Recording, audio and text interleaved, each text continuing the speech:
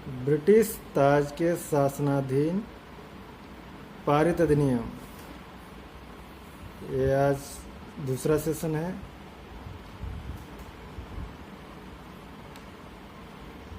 British का शासन जिसे कहते हैं। ब्रिटिश संसद के भारत शासन अधिनियम 1858 के द्वारा भारत का शासन ब्रिटिश ताज के अधीन कर दिया गया।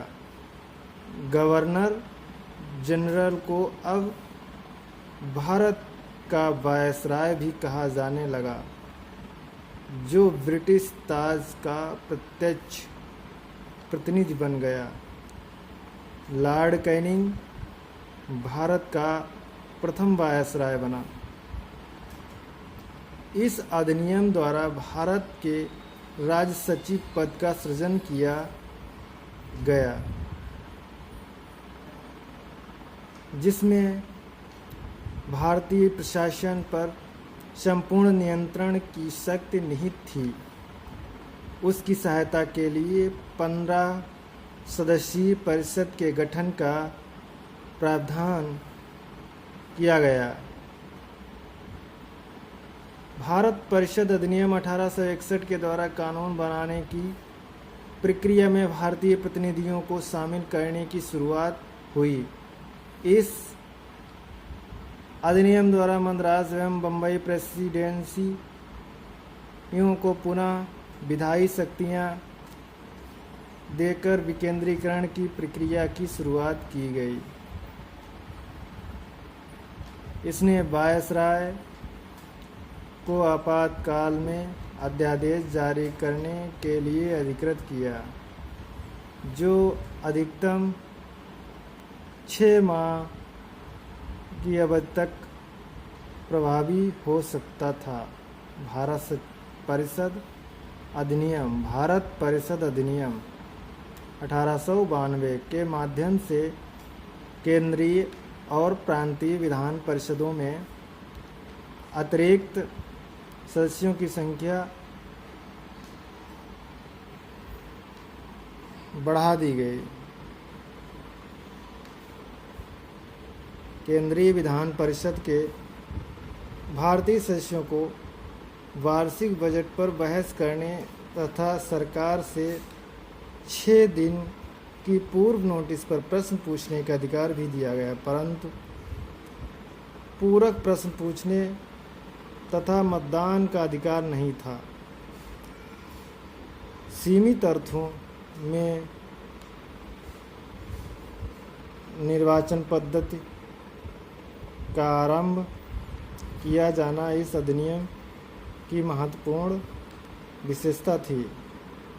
भारत परिषद अधिनियम 1909 को मार्ले मिंटो सुधार के नाम से भी जानते हैं। इस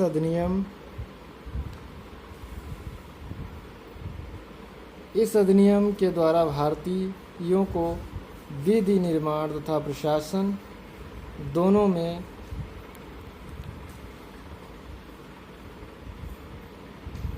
में प्रतिनिधित्व प्रदान किया गया। इसके तहत वायसराय की कार्यकारी परिषद में भारतीयों को पहली बार शामिल किया गया। प्रथम कौन थे?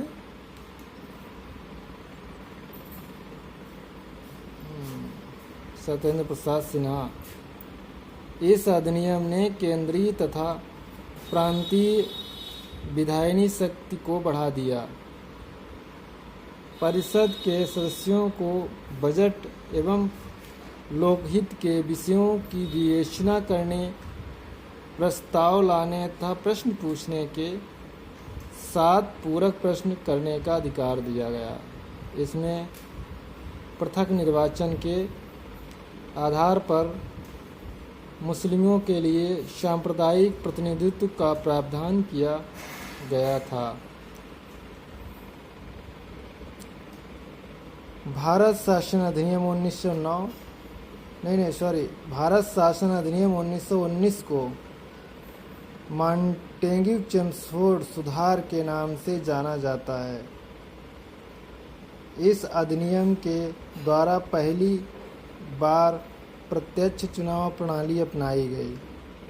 सांप्रदायिक आधार पर निर्वाचन प्रणाली का विस्तार करते हुए इसे सिखों, भारतीय ईसाइयों, आंग्ल भारतीयों तथा यूरोपियों के लिए भी लागू कर दिया गया। इस अधिनियम द्वारा पहली बार केंद्र में द्विसदनीय व्यवस्था स्थापित की गई। इस अधिनियम के द्वारा सभी विषयों को केंद्र तथा प्रांतों में बांट दिया गया। द्विसदनीय केंद्रीय विधानमंडल समस्त ब्रिटिश भारत के लिए कानून बना सकती थी। इस अधिनियम के तहत प्रांतों में शासन प्रणाली लागू की गई।